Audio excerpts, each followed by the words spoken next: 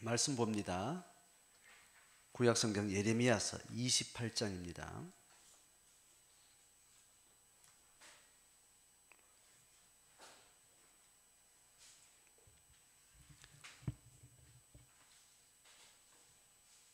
(1절로) (17절) 전장을 보겠습니다. 예레미야서 28장 1절로 17절 같이 합독합니다. 그해 곧 유다왕 시드기야가 다스리기 시작한 지 4년 5째 달, 기브온 아술의 아들 선지자 하나냐가 여호와의 성전에서 제사장들과 모든 백성이 보는 앞에서 내게 말하여 이르되, 만군의 여호와 이스라엘의 하나님이 이같이 일러 말씀하시기를, 내가 바벨론의 왕의 멍에를 꺾었느니라. 내가 바벨론의 왕 느부갓네살이 이곳에서 빼앗아 바벨론으로 옮겨간 여호와의 성전 모든 기구를 2년 안에 다시 이곳으로 되돌려오리라. 내가 또 유다의 왕 여호야김의 아들 여고니야와 바벨론으로 간 유다 모든 포로를 다시 이곳으로 돌아오게 하리니, 이는 내가 바벨론의 왕의 멍에를 꺾을 것임이라 여호와의 말씀이니라 하시니라. 선지자 예레미야가 여호와의 성전에 서 있는 제사장들과 모든 백성들이 보는 앞에서 선지자 하나냐에게 말하니라. 선지자 예레미야가 말하니라. 아멘. 여호와는 이같이 하옵소서. 여호와께서 네가 예언한 말대로 이루사 여호와의 성전 기구와 모든 포로를 바벨론에서 이곳으로 되돌려 오시기를 원하노라. 그러나 너는 내가 너의 귀와 모든 백성의 귀에 이르는 이 말을 잘 들으라. 너와 너 이전의 선지자들이 예로부터 많은 땅들과 큰 나라들에 대하여 전쟁과 재앙과 전염병을 예언하였느니라. 평화를 예언하는 선지자는 그 예언자의 말이 응한 후에야 그가 진실로 여호와께서 보내신 선지자로 인정받게 되리라. 선지자 하나냐가 선지자 예레미야의 목에서 멍에를 빼앗아 꺾고 모든 백성 앞에서 하나냐가 말하여 이르되, 여호와께서 이와 같이 말씀하시니라. 내가 2년 안에 모든 민족의 목에서 바벨론의 왕 느부갓네살의 멍에를 이와 같이 꺾어버리리라 하셨느니라 하매, 선지자 예레미야가 자기의 길을 가니라. 선지자 하나냐가 선지자 예레미야의 목에서 멍에를 꺾어버린 후에 여호와의 말씀이 예레미야에게 임하니라. 이르시기를, 너는 가서 하나냐에게 말하여 이르기를, 여호와의 말씀에 네가 나무 멍에들을 꺾었으나 그 대신 쇠멍에들을 만들었느니라. 만군의 여호와 이스라엘의 하나님께서 이와 같이 말씀하시니라.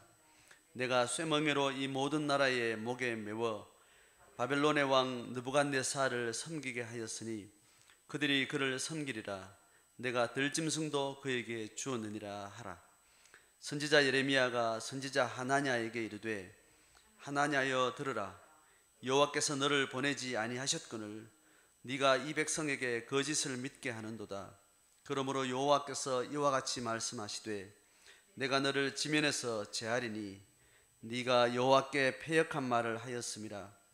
너가 금년에 죽으리라 하셨느니라 하더니, 선지자 하나냐가 그해 7째 달에 죽었더라. 아멘.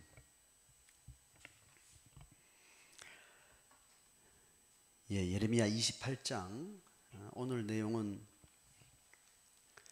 예레미야 27장, 26장, 특히 26장부터 쭉 이야기 되어지는 그 맥락의 흐름 속에 있습니다.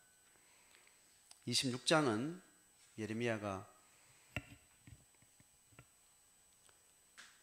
반바벨론 동맹 사신들의 국제회의에 가서 바벨론 제국을 향한 하나님의 섭리, 이것을 전하면서 반바벨론 동맹 자체가 불가능하고 허무하니까 이스라엘의 하나님의 예언이 이러한 것을 받아들이라, 이제 그렇게 이야기하고 시드기야에게 이야기하고, 그 다음에 지난주는 반바벨론 동맹을 가능하게 했던 거짓 예언들, 이미 2차례나 포로로 이스라엘 백성들이 대거 잡혀가고 성전 기구들이 다 또 왕궁의 보물들이 다 탈취를 당하고 거의 거들난 상태에서 아직까지 국가 존립은, 정치적 국가 존립은 아직까지 숨을 쉬고 있는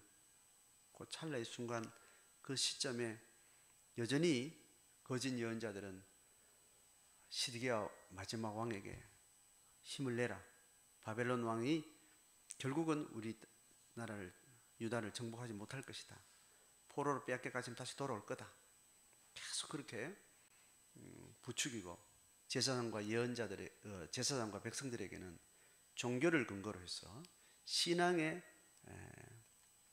호소하면서 성전이 회복되어야 되고, 다시 포로들도 돌아오고 성전기구들 돌아와야 되고, 정치적 독립보다는 우리 안에 예배가 살아날 것이라는 종교적인 그 열심에 호소하면서 거짓 예언을 그렇게 이야기를 했죠. 이제 그 논쟁이 지금 계속되고 있는 거예요. 계속되고 있는 거예요. 자, 그 가운데 오늘 정점을 칩니다. 예레미야 선지자의 행위 언약의 어떤 소의 멍에를 만들어서 목에 걸고 바벨론 왕의 멍에를 쥐고 제국의 압제 속에 들어가야 된다. 이 예언을 그대로 반박하는 하나냐라는 거짓 예언자가 이제 그 예언에 상반되는, 하나님의 뜻이라고 말하면서 내용적으로는 완전히 상반되고 충돌되는 그 예언들의 갈등의 상황과 사건이 오늘 소개가 돼요. 이제 그 이야기가 오늘 17절까지 사건적으로 드러나면서 뭐 성전에 대한 이야기, 바벨론 제국에 우리가 압제를 당하고 말가는 이야기, 뭐 이제 이런 이야기가 포함된 이스라엘 백성들 가운데 그들의 하나님 앞에 참 하나님의 뜻이 무엇인가, 참된 예언은 뭔가, 이 정면 충돌하는 이 본질적인 이 사건이 오늘 본문의 내용입니다.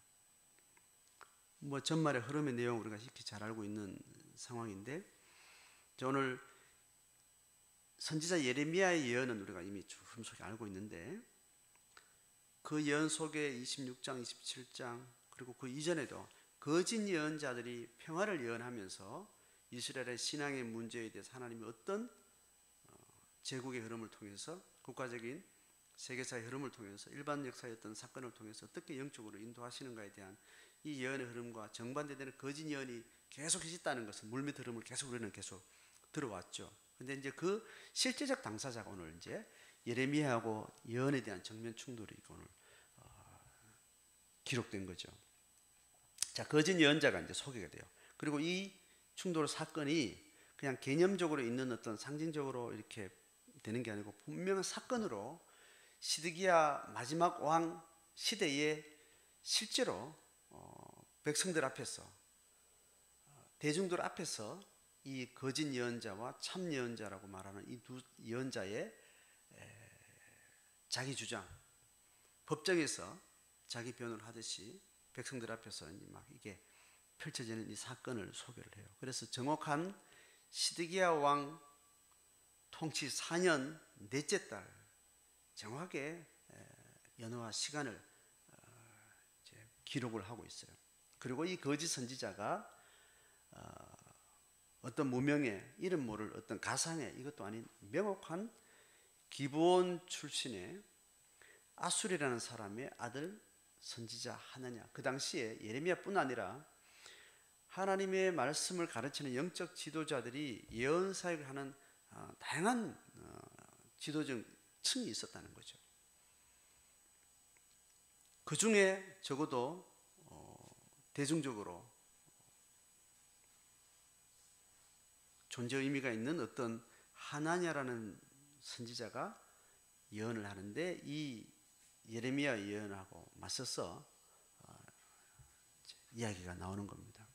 자, 그래서 오늘 시기를 명확하게 하는 것, 그리고 그 거짓 예언자의 신분을 명확하게 밝히면서 이 사건이 실제적으로 상호 속에서 충돌이 일어난 것들을 증언을 하고 있죠.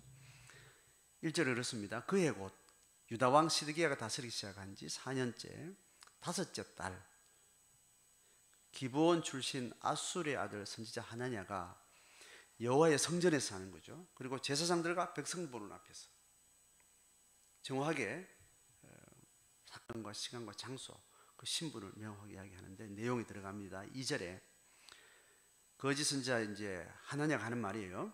만군의 여호와 이스라엘의 하나님이 이같이 일러 말씀하시기를 내가 바벨론의 왕의 멍에를 꺾었느니라. 자, 이 표현 자체가 그죠? 예레미야를 통해서만 예언했던 예언의 내용보다 예언의 표현 방식인 행위 예언 있죠. 멍에를 실제로 만들어 가지고 그거를 가지고 멍에라는 상징성의 이미지를 통해서 바벨론 제국의 앞잡혀 우리가 핍박을 받는 이 역사적 상황을 명확하게 표현을 했잖아요. 그 표현을 그대로 가져와서 이제 정면 맞서는 반대적인 예언을 하는 겁니다. 표현 자체가 첫 문장부터 바벨론 왕의 멍에를 꺾었다 해서 멍에를 이야기했던 예레미야의 예언하고 반대되는 이야기를 이제 선언하는 거죠. 3절에 보면 내가 바벨론의 왕 느부갓네살이 내용적으로 들어가는 거죠. 이곳에서 빼앗아간 바벨론으로 옮겨간 여호와의 성전 모든 기구. 자, 이 백성들한테는 특히 영적 지도자인 제사장들한테는 뭐 정치적 통치를 뭐 우리가 그 밑에 식민지가 되고 뭐 이 내용보다는 그것이 포함되긴 했지만 핫 이슈인 성전에 대한 이야기를 하는 거죠. 그걸 가지고 이제 지난주 이야기 충분히 나눴지 그죠? 그 이야기를 하면서 2년 안에 1차 포로, 2차 포로 잡혀간 포로들 그리고 그 기물들 그대로 다시 돌아오게 될 거다. 다시 이곳으로 되돌려오리라. 4절에 내가 또 유다 왕 여호야김의 아들 여고니아와 바벨론으로 간 유다 모든 포로들 1차, 2차 포로를 통해서 여고니아가 여호야김 왕의 아들 여호야긴이라 그랬습니다. 3개월 통치하다가 바벨론이 와가지고 그 왕과 함께 포로를 잡아간 거죠. 그리고 바벨론이 임명한 바벨론의 수하에서 바벨론의 통치 밑에서 잘 순응할 수 있는 그런 왕으로서 시드기야를 세우고 이제 또 간을 보고 있는 상황이죠. 그 여고니아와 모든 포로를 다시 돌아오게 한다. 왜냐하면 이는 내가 바벨론의 왕의 멍에를 꺾을 것입니다. 지금 멍에를 꺾겠다 이 표현은 지금 정확하게 멍에를 지라라고 이 상징적 표현을 한 예레미야가 맞선 이야기를 하는 겁니다. 내용적으로도 맞선 이야기죠. 그죠?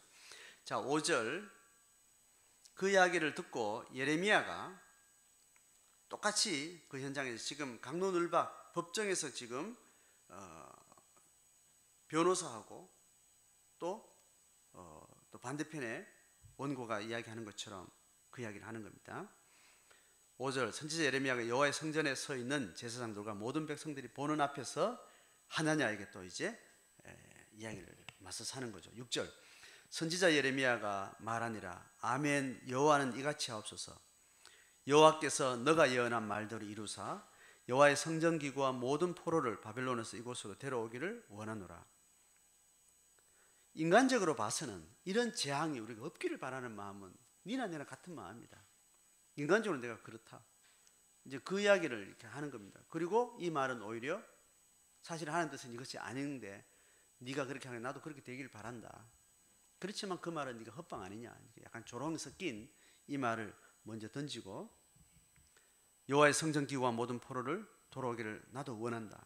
7절 그러나 너는 내가 너의 귀와 모든 백성의 귀에 이르는 이 말 잘 들어라 하면 자기 이야기를 하는 거다. 8절부터 나와 너 이전의 선지자들이 예로부터 많은 땅들과 큰 나라들에 대해서 전쟁과 재앙과 전염병을 예언하였느니라. 자, 이 말은 지금 현재 예레미야의 예언과 재앙을 이야기하는 예레미야 예언과 평화를 이야기하는 하나냐의 거짓 예언이 충돌이 일어나고 있는데 이게 오늘 이 시점에 예레미야가 툭 등장하고 예레미야가 등장하니까 하나냐가 툭 등장해서 지금 오늘 이 현재적인 시점에 처음으로 두 반대적인 예언이 충돌된 게 아니라는 겁니다. 그러니까 예레미야 말은 내가 지금 이 재앙을 선포하는 재앙은 오늘 갑자기 내한테 처음 떨어진 예언이 아니다. 벌써 100년 전부터 이 예언은 계속 경고되어주고 지금 계속 그렇게 오지 않았냐. 그들이 그 예언을 그 당시에 왕이 수긍을 하든지 아니면 또 그걸 반대해서 그 사람을 처단하든지 그 결과는 그때그때 달랐지만 계속해서 일관된 하나님의 재앙에 대한 예언은 예언자들이 계속 하고 있는 걸 지금 내가 말하고 있다. 그래서 그 100년 전부터 있었던 예언은 그 당시에는 바벨론도 없었고 이런 제국의 침략에 대한 어떤 국제적 기운도 전혀 없는 상태에서 그 예언을 했는데 지금 이렇게 포로 1차, 2차까지 지금 완전히 목숨을 바로 끊을 바로 직전까지 이렇게 지금 재앙이 우리 앞에 지금 닥치지 않았냐. 그 예언이 실제로 지금 이 역사 속에 지금 100년 수십 년 동안 지금 이루어지고 있는 과정에 있지 않냐. 이제 그 이야기를 하는 거죠. 전쟁과 재앙, 전쟁을 계속 예언해 왔고 지금 그 기운이 지금 점점 지금 사건으로 지금 완성되어 가고 있는 그런 상황인데 9절에 평화를 예언한다는 선지자는 만약 그렇다면 그 예언자의 말이 응한 후에야 그가 진실로 여호와께서 보내는 선지자로 인정받게 될 거다. 적어도 재앙의 끝이 난 마침표가 찍혀진 상황은 아니지만 재앙을 오래전부터 이야기했던 재앙을 이야기하는 선지자됐던 역사적 흐름 속에 나도 지금 한 지점에 대해서 그 자리에 서서 예언을 하고 있고 그거는 적어도 그 당시에 재앙에 대한 예언이 지금 점점 이루어지는 현실이 있지 않냐. 근데 너는 지금 오늘 느닷없이 네가 말한 평화 예언은 너 외에 평화 예언은 현재 지금 지나온 시간의 흐름 속에 볼 때는 전혀 그런 기운으로 가고 있지 않단 말이에요. 그런 현실적인 실제적인 상황을 가지고 적어도 네가 마냐 내가 마냐라는 최소한의 변론을 합니다. 타당성이 있는, 그죠? 그런 개연성 있는 어떤 상황을 두고 자기 주장을 하고 상대방을 반박을 한 거죠. 그렇지만 아직 역사의 종지부는 끝나지 않은 거죠, 그죠?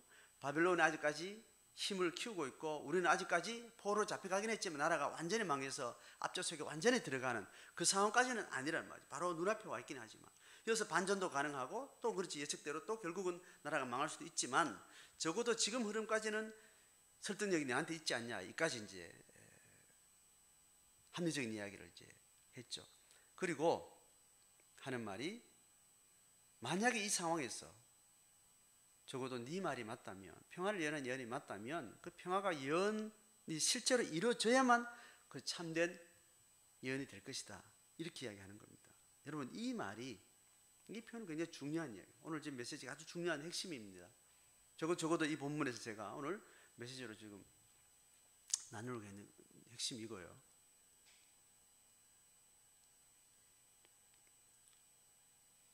네가 맞냐 내가 맞냐 지금 서로 두 가지 반대 얘기를 똑같이 하나님 이름으로 하고 있잖아요. 그리고 백성들은 또 많은 대중들은 어떤 하나님 뜻이지?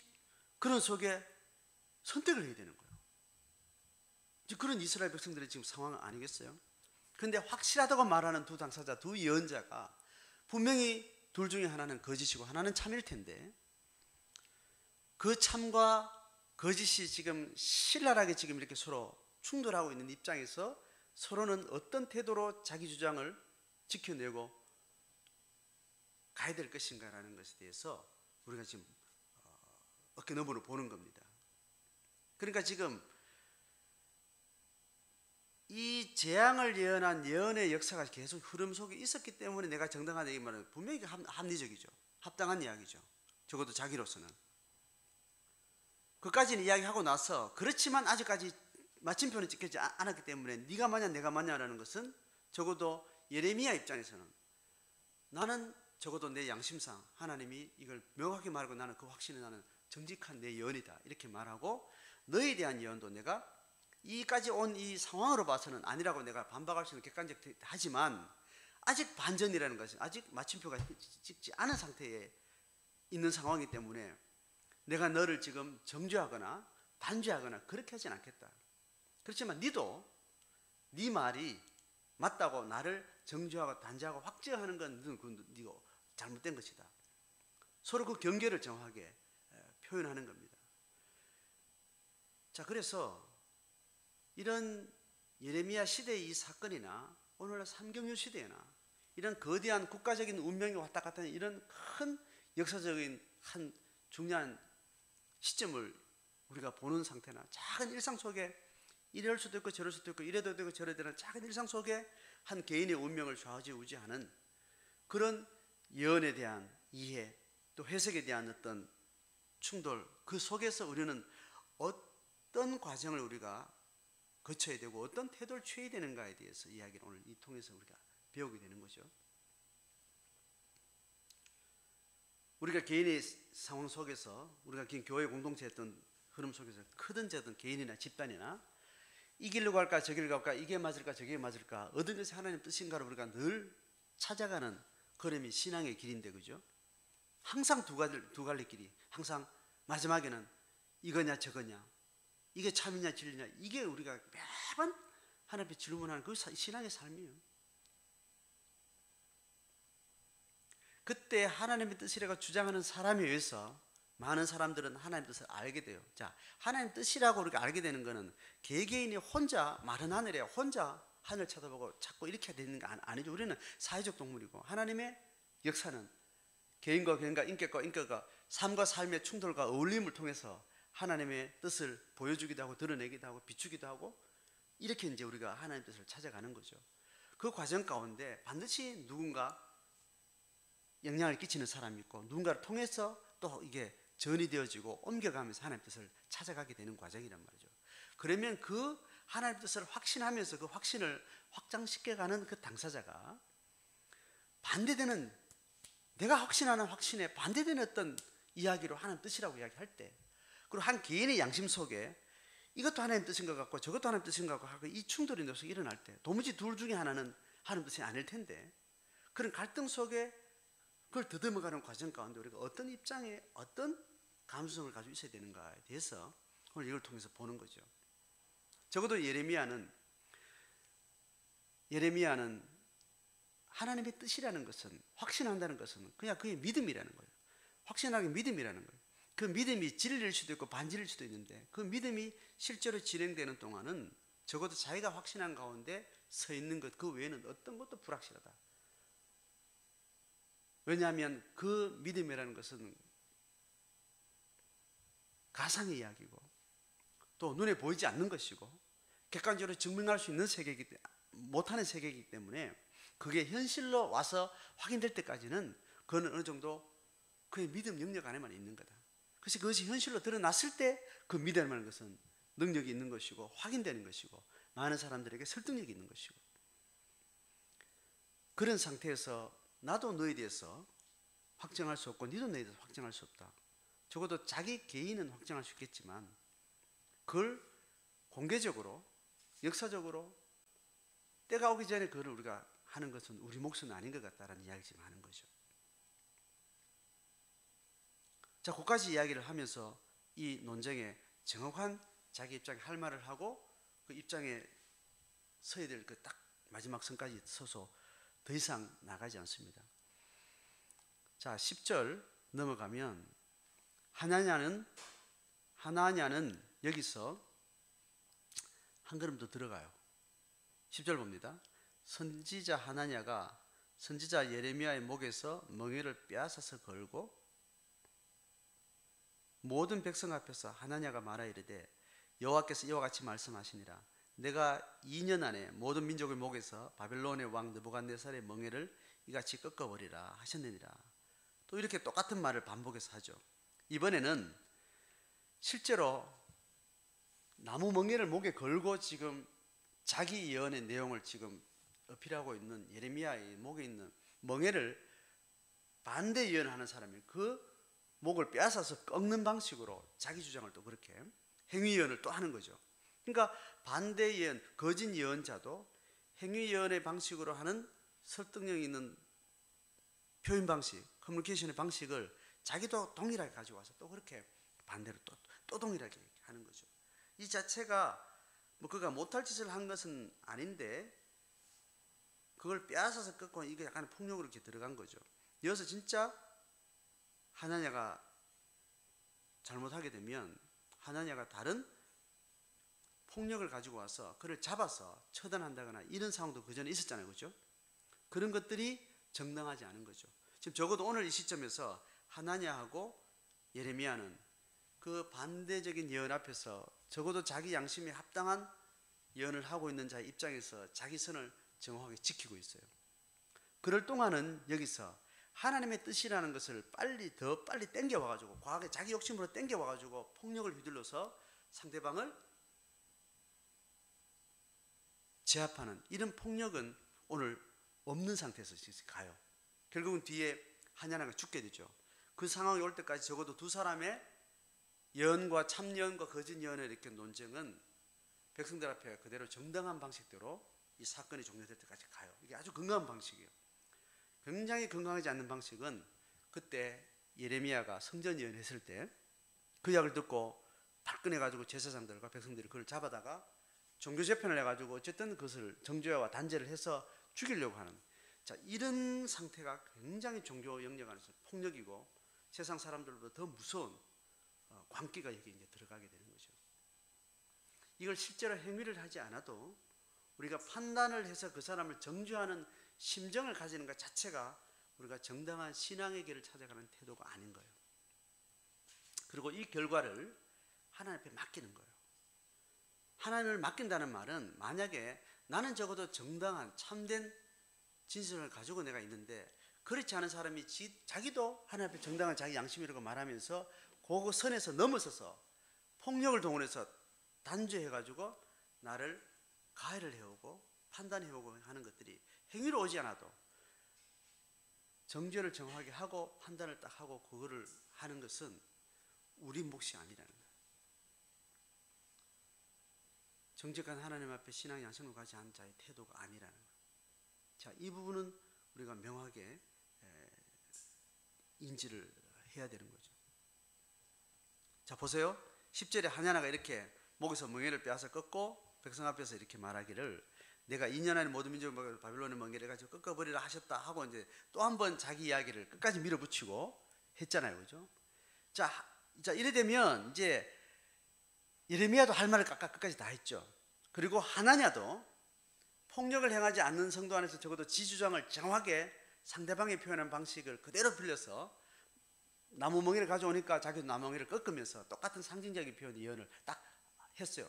이게 끝나니까 예레미야가 어떻게 하는지 마지막 보세요. 11절 하반절에 선지자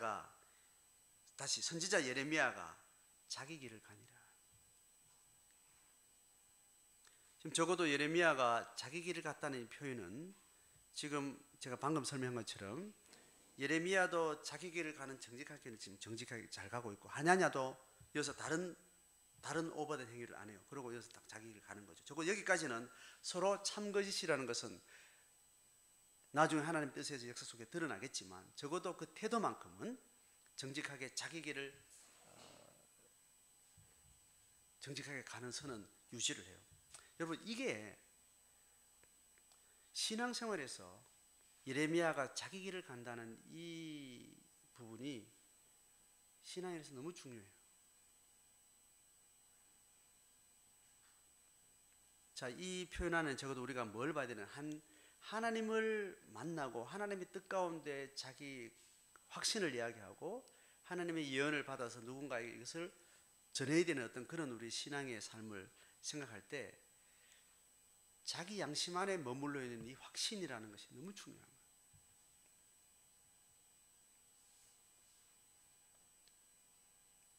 아가서, 잠언서 굉장히 깊은 개인의 영성의 영감을 굉장히 깊게 경험하고 표현하고 있는 그 성경의 내용에서 상징적으로 이야기하는 중에 뭐가 있는가 하면 자기 우물이라는 표현이 있어요. 자기 우물. 자기 우물을 잘 봉해라. 자기 우물을 남한테 보여주지 마라. 자기 우물에 오염되지 않도록 잘 관리해라. 이 부분이 바로 이런 부분이에요. 신앙이라는 것은 보이지 않는 하나님과 불가인적인 하나님과 물리적 존재인 인간이 하나님과 소통하는 그 영역은 개인의 양심의 내면 안에 자리를 잡게 되는 거예요. 그래서 누구에게도 객관적으로 확인시켜 줄 수 있는 게 아니에요. 열매를 봐서 아는 거예요. 그의 고백이 이렇다라는 것은 어디에도 확실치 않아. 어디에만 확실해요? 내 양심 안에서 내 인격성의 자기 확신 속에서만 정직해요. 확실해요. 그 밖에 어디에도 확실하지 않습니다. 그 확실을 요구하는 것과 보장하는 것과 이거는 무의미한 논쟁이에요. 적어도 신앙은 그래요. 신에 대한 이야기를 할 때 확실한 거는 자기 양심 안에만 있는 거예요. 이 자기 우물이 자기에게 명확하게 선명하게 있지 않으면 우리는 신앙의 표류를 하게 됩니다. 신앙의 표류를 하게 되고, 그래서 신앙의 형태만 가지고 있는 경우를 그걸 종교라고 이야기를 하는 겁니다. 신앙이, 살아있는 신앙이 자기 양심 안에 확실한 것은 종교의 형태를 포함한 신앙의 내용이 담겨지는 거예요.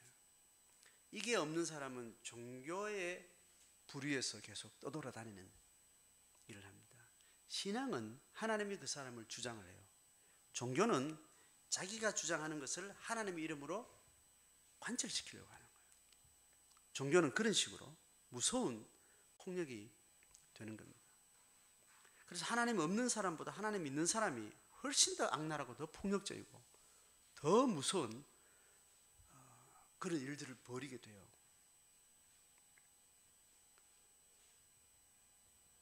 우리가 하나님 앞에 이 예레미야가 자기 길을 가니라.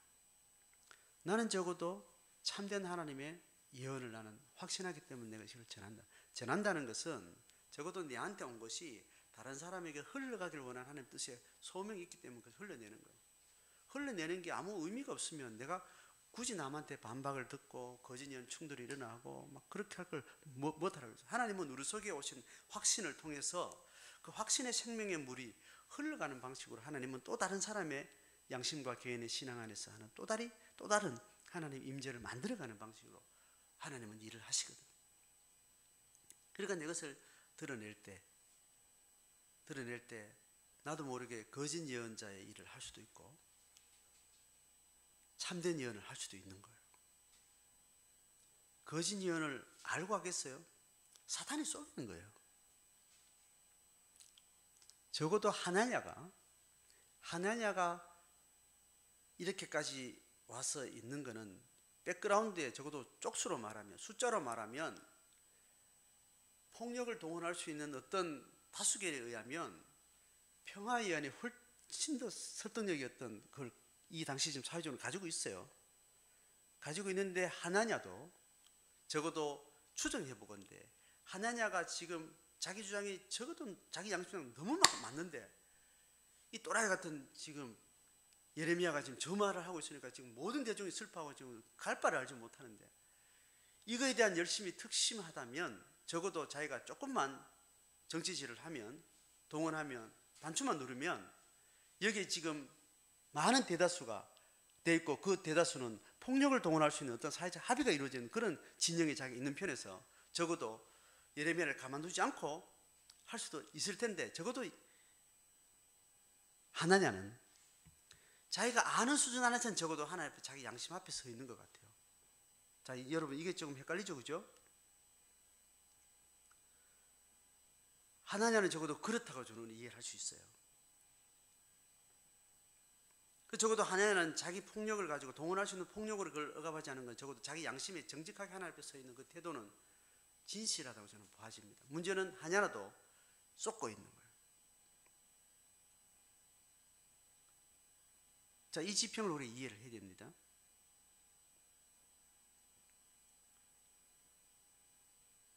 일단은 뭐가 중요한가 하면 적어도 자기 양심에 정직한 게 자기 양심과 하나님에 대한 정한지를 보셔야 되고 적어도 내가 지혜가 부족해서 몰랐죠. 알고 있는 한에는 내가 이게 확실하다는 것을 정직하게 드러내는 게 중요해요. 그 정직하게 드러내는 것이 만약에 예레미야가 폭력을 동원해서 하나를 처단한다든지 하나냐가 폭력을 동원해서 예레미야를 처단한다든지 상대방이 서로 그럴 수 있잖아요. 그럴 때 상대방이 폭력이 들어올지라도 나는 내 양심에 정직한 표현으로서 할 말을 다 하고 상대방의 폭력도 나는 그냥 무저항으로 받아들이는 것이 하나님 앞에 선자의 정직한 양심이 취할 태도예요. 그러니까 결국 오늘은 예레미야도 자기 길을 갔고요, 하나냐도 자기 길을 갔어요. 적어도 자기가 자기를 속이고 있었다면 적어도 그것을 관철시키기 위한 자기 안에 어떤 거짓심이 가동되고 있었던 한에서는 그것을 멈추지 않습니다. 어차피 내가 거짓을 했다면, 관철시키려고 내가 거짓을 했다면 거짓의 옷을 한 번 더 입어서 폭력을 가지고 죄를 마지막 짓밟고 내 것을 관찰하는 방식으로 가겠죠. 하나님은 그렇지 않았다는 거예요. 적어도 우리 신앙 안에서 양심이라는 영역에 대해서 이 영역을 우리는 확보하지 않으면 우리 신앙은 언제든지 누구에 의해서, 집단에 의해서, 어떤 신학적 명제에 의해서, 어떤 권위 있는 자에 의해서 내가 그렇게 내가 원하지 않는, 나도 확신하지 않는 일을 계속 그냥 하게 되는 그런 신앙이 많아지게 됩니다. 목에 칼이 들어와도 내 확신 속에 머물러 있을 수 있는 그 확신, 그 내적 확신은 그 사람의 살아있는 인격의 양심 안에서만 존재해요.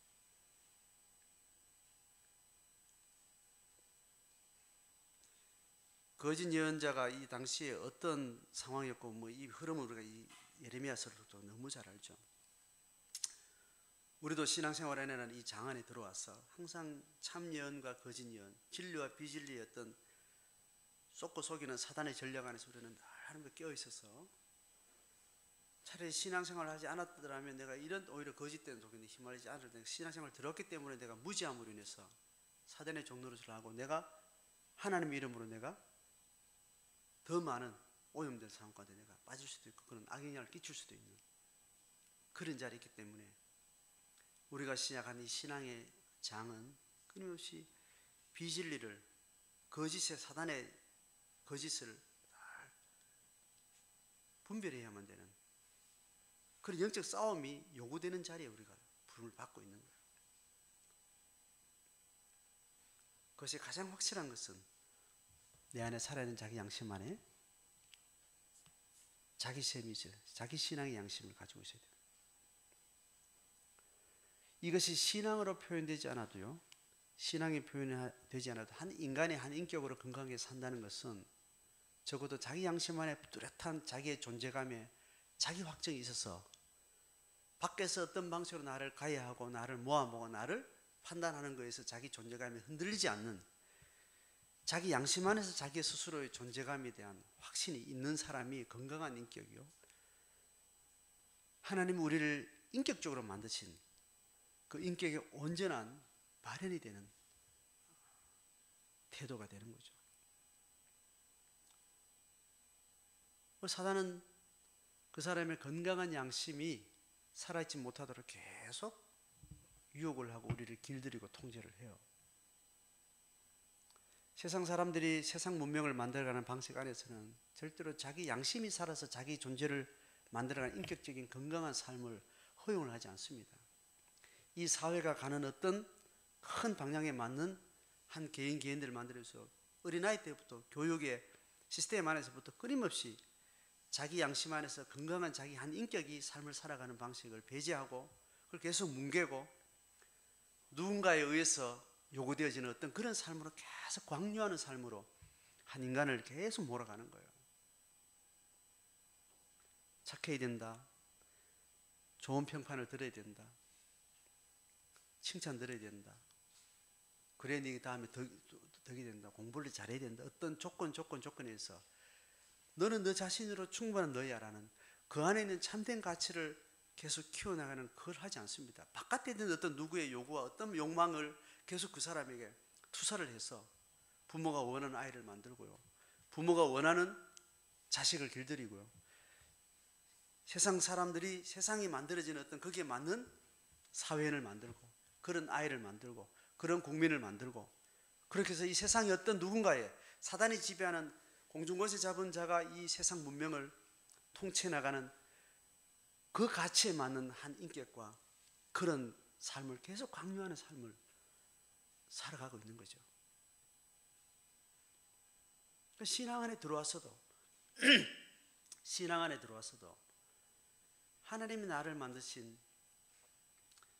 건강한 한 인간으로서, 한 인격으로서 자기 길을 가지 못하고 계속 하나님의 이름을 빙자한 누구의 말을 통해서 나는 좋은 신앙인인가?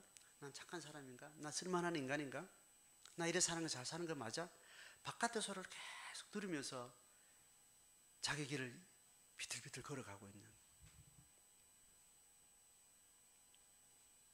누구도 관여하지 않아도 성령이 우리 안에 임재하신다는 것은, 성령이 우리 마음에서 하나님의 임재의 성전으로 존재한다는 것은 내 양심 안에서 만난 하나님에 대한 확신으로 내 존재가 분명해지는 거예요.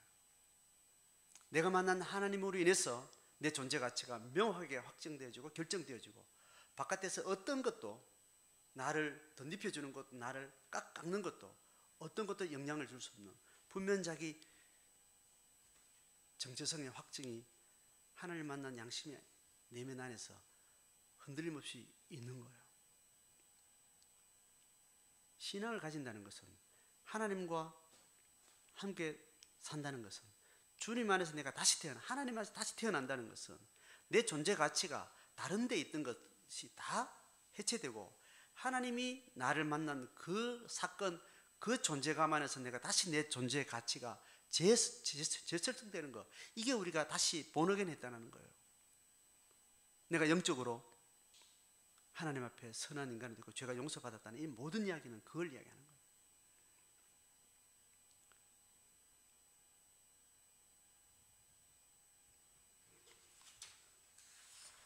신앙 안에 들어와서 신앙이라는 어떤 옷을 입지 아니해도 하나님이 통치하시는, 하나님이 만들어가는 세상은 한 개인의 양심에 살아있는 그 주체를, 그 주도성을 우리는 인정하고 거기서부터 한 인격이 서야 돼요. 그래서 하나님 이름을 떠벌리지 않아도 한 인간을 하나님 앞에 키워간다는 것은 그를 인격적인 건강한 자기 내면 안에서 자기 양심에 따라서 확신 있는 지정의의 삶을 든든히 세워가는 것, 이게 하나님의 이름으로 키우는 거예요. 신앙으로 키우는 거예요. 신앙으로 한 인간을 세우고 키워간다는 것은 그걸 종교인을 만들어간다는 그것이 전부가 아니에요. 종교를 통해서, 신앙의 형태를 통해서 하나님을 만나가는 그에게 때가 있겠지만, 그걸 받아들이지 아니해도 내가 그를 신앙으로 양육한다고 했을 때는 그를 자기 양심의 건강한 하나님 만드신 인격의 작용이, 지정의가 건강하게 살아있는 방식으로 그가 살게 해주는 것, 이게 신앙으로 사는 것. 그러니까 일반은총 영역과 특별은총 영역을 통합해서 우리는 하나님의 나라를 우리는 관망할 수 있어야 돼요. 이걸 한번 다시 오늘 좀 설명할게요. 일반은총 영역에서는 네가 하나님을 믿어야 돼, 기도해야 돼, 신앙을 가져야 돼, 신이 살아있다고 네 믿어라, 이렇게 종교를 가르치는 영역 말고, 일반 영역에서 너는 한 아이로서, 한 인격으로서 건강한 네 인격은 네 지정의가 있는 거야. 그리고 너는 네 양심 속에 네 스스로가 확신해야 돼, 네가 주도적이어야 돼, 이렇게 가르치는 것이 일반은총 영역에서 신앙이라는 신의 이름을 빼고 일반 언어 안에서, 일반은총 영역 안에서 하나님의 나라를 가르치는 거예요. 특별은총은 뭐냐면, 네가 영적인 존재인데 하나님 잃어버렸다가 하나님 널 사랑해서 하나님 널도 사랑하시고, 그래서 보이지 않는 하나님의 신을 소개하고 그 신의 영감을 따라 신과 만나는 그 일들을 하는 것을 그에게 특별은총이라고 이야기하는 거예요. 그 영혼을 기반으로 해서 신과 대면하는, 이걸 특별은총이라고 이야기하는 거예요. 그런데 특별은총을 이야기하고 나서도 하나님의 인격성을 짓밟고 뭉개고, 하나님과 만나긴 만났는데 만나고 나서도 계속해서 그가 살아가는 삶의 자기 정체성은 계속 밖에서 말해주는, 네 이러니까 신앙 좋아, 그러니까 네가 하나님 좋아할 거야, 네가 그렇게 해서 그럼 하나님 널 정말 사랑하는 것 같아, 바깥에서 확인해주는 이 하나님의 이름으로 계속 그가 하나님을 확인할 수 있도록 하는 이 방식이 철저하게 특별은총 안에 옷을 입고 있으면서 그 안에 바알식으로 그를 세워가는 방식이라는 거예요. 이해가 되세요? 그건 종교라고 이야기하는 겁니다. 기독교라는 종교 옷을 입혀놓고는 우리가 말하는 기독교의 하나님의 원리대로 그의 인격과 그의 삶을 지도해 주지 못하는 것. 그런 게 종교인인 거예요. 하나님의 나라 특별연총은 그가 아직 종교 영역을 통해서 신의 이름을, 하나님의 인격적으로 신의 이름을 종교의 어떤 그릇 안에서 하나님을 만나는 때가 아직 안 되더라도 일반적 영역 안에서 설득이 있는 합리적인 방식으로 하나님의 가치를 끊임없이 그와 함께 교감하고 가르치는 거예요. 그래서 신앙교육이라는 것이 굉장히 위험한 것이, 그가 아직 하나님 만날 준비가 안 된 상태에서 하나님 만난 사람들의 형태를 이용하는 거예요. 종교를 자꾸 강요하는 거예요. 종교의 옷을 입혀서 그의 존재를 가상적으로 계속 만들어가는 거예요. 그래서 우리가 자녀들을 신앙교육을 시킨다는 것은 끊임없이 신앙으로 점점 멀어가게 만드는, 하나님을 오해하게 만드는, 하나님으로부터 계속 상처를 받게 만드는 방식으로 계속 강압을 하는 거죠. 우리도 어쩌면 그런 방식으로 신앙생활을 해왔는 줄 모릅니다. 기독교 지도자들도 목사들도 모르니까 그렇게 해왔기 때문에, 그렇게 교육을 받았기 때문에. 율법적인 신앙이라든가 영적 권위자가 어떤 지배하는 방식으로 자꾸 그의 양심을 넘어서서 확신을 자꾸 뭔가를 강요한다거나 그 영향을 자꾸 행사하는 방식으로 의식과 무의식적으로 계속 그렇게 신앙 영역 안에서 머물러 두게 하는 거예요. 지난주 오늘 주제가 계속 그런 겁니다. 종교적인 양태, 형태를 자꾸 해체시키고 종교의 양태가 바뀌더라도 내 안에 변함없는 내 안에 살아있는 양심 안에서 내가 부인할 수 있는 하나님의 존재, 부인할 수 있는 하나님에 대한 깨달음으로 해서 내 가치가 확인되어지는 자기, 이걸 발견해야 돼요. 그래서 옷을 자꾸 바꿔 입어야 돼요. 한 옷을 입고 한 예배 형식으로 한 예배 스타일 방식 안에 머물러 있으면서 계속 자기가 영적인 자기 양심에 있는 그 하나님을 계속 확인하려고 하는 방식으로 계속 자기도 쏟고 남도 속이는 방식으로 하나님에 머물러 있는 것 같은 느낌을 받는 거예요. 그래서 기도원에 가야 은혜 받는 사람이 있고, 이런 찬양을 불러야 은혜 받는 사람이 있고, 이런 설교를 들어야 은혜 받는 사람이 있고, 이제 그런 다양한 문화적인 형태로 자기 하나님을 고집하는 방식이 생기는 거예요. 그래서 성가대 없는 교회는 나는 안 가. 예배 같지 않아서 나는 예배 못 드리겠어. 봉사 좀 했으면 좋겠는데 봉사 막 열심히 하는데, 성경 공부 잘하는데 그런 데서 좀 신앙생활 좀 하는가 하면 나 신앙생활 하는 것 같지 않고, 찬양이 적어도 이렇게 막 내 마음에 막 하이터치가 되지 않는 그런 예배는 예배 같지도 않고, 뭐 이런 이제 양상들이 나오는 겁니다. 통성기도를 해야 기도지. 침묵기도를 깊이 해야 그게 진짜 하나님 만나는 기도죠. 각자 자기가 만났던, 자기 양심에서 정직한 하나님 만났던 그 패턴 이해 방식을 도무지 이해를 못하는, 그릇 가지고 자꾸 싸우는 거. 그릇을 초월해서 내용 있는 사람은 금그릇에 담거나 나무그릇에 담거나 내용은 한결 같기 때문에 그거 개의치 않습니다. 아, 네가 고백하는 삶이나 말을 봤을 때, 네가 통성기도를 통해서 만났다는 그 하나님을 이야기할 때, 그 하나님은 내가 들을 때, 나는 한 번도 통성기도를 통해서 하나님을 만난 적이 없지만 네가 통성기도를 통해서 하나님을 만났다 하니 그 만난 하나님의 내용을 내가 이렇게 보니까 적어도 내가 만난 하나님의 내용이 있기 때문에 거기에 비춰서 유사성을 확인할 수 있는 거예요. 그러면 통성기도를 통해서 네가 하나님 만났구나. 진짜네.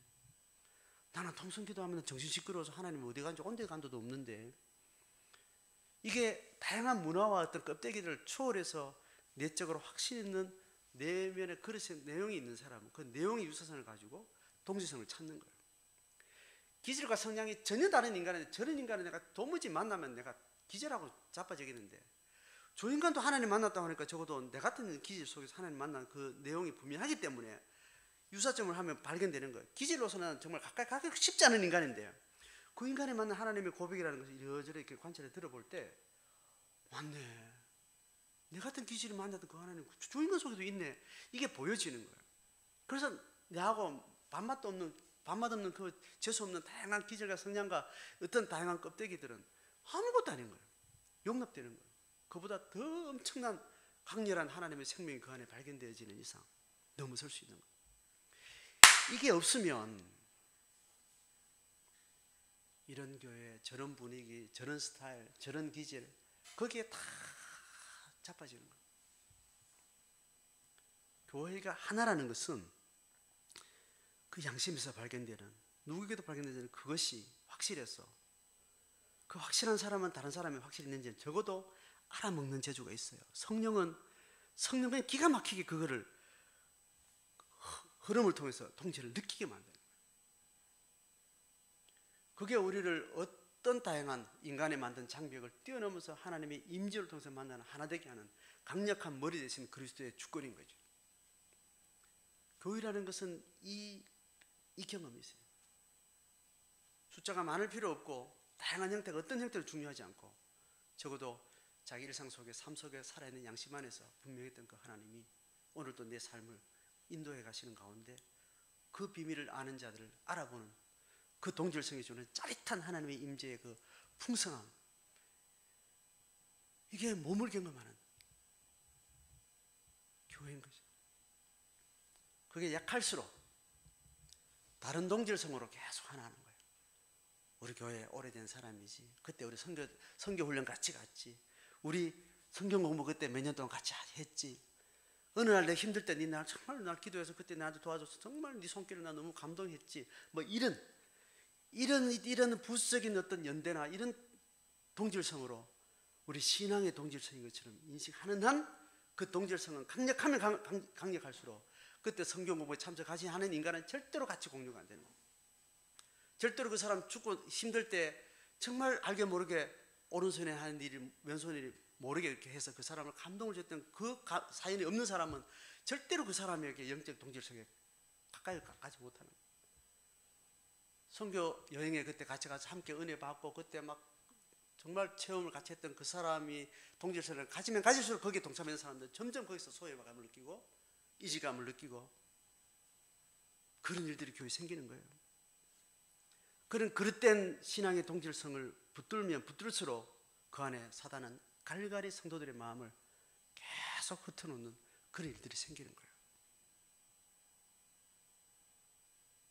다시 본론으로 돌아갑니다.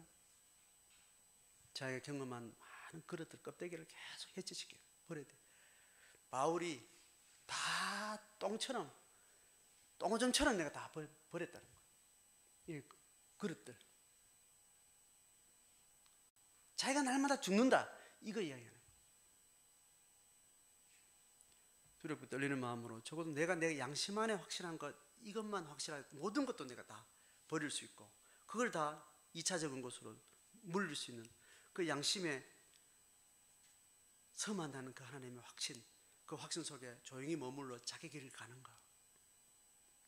거기에 생명력이 있을 때 사람들한테 뜨이게 돼 있고 아는 사람은 그 비밀을 아는 것들로 우리를 그리스도 안에서 하나 되게 하는 거예요.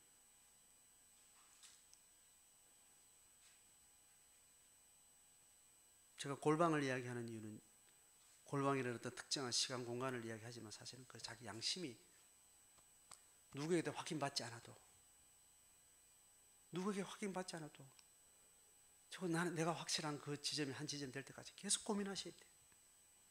계속 고민하세요. 다른 사람한테 계속 조언을 들으면서 결국 내가 이거 너무 확실해. 그 확신이 올 때까지는 어떤 것도 확정하지 말고 헷갈리지 말고 찾아가세요. 헷갈리죠, 그죠? 하나님의 이름 살아있는지 맞는지, 이게 하나님 함께한 게 맞는지, 그 기도 응답이 하나님은 날 기도 응답이 맞는지 헷갈리죠, 헷갈려. 그런데 그것이 헷갈림으로 하나님이 이것까지는 맞다라는 그 맞다나 확신이 오는 한 지점이 있어요. 그 말뚝을 박는 순간부터 그 말뚝은 점점 이제 확장되어 가는 거예요. 그 말뚝을 한 번도 박지 못한 사람은 끊임없는 불확실성 속에서 체험까지 했는데도 그냥 그렇게 불확실성 속에 또 떠밀려가고 가게 되는. 결국 이 지금 예레미야와 하나님의 이 사건은 이스라엘 역사 속에 너무 중요한 사건이고 공개적으로 일어난 사건인데도 이것이 하나냐가 죽음으로 끝이 났잖아요. 그러고 나서도 시드기야를 포함한 모든 이스라엘 백성들은 결국 그 확인 속에 그걸 못 갑니다. 이렇게까지 명확하게 하나님의 예언이라는 걸 확증해 줬는데도 불구하고 자기 길을 못 가. 하나님의 참 예언을 듣고 그 길을 순종해서 못 가게 되는. 여러분, 교회는 이것이고 내 신앙은 이거예요. 이거 찾을 때까지 우리는 구도자가 되는 거예요. 구도자는 이 확증을 계속 찾아가고 그 확증을 모아가고 그 확증을 삶으로 만들어가는 그 구도자, 성령의 지혜가 끊임없이 필요한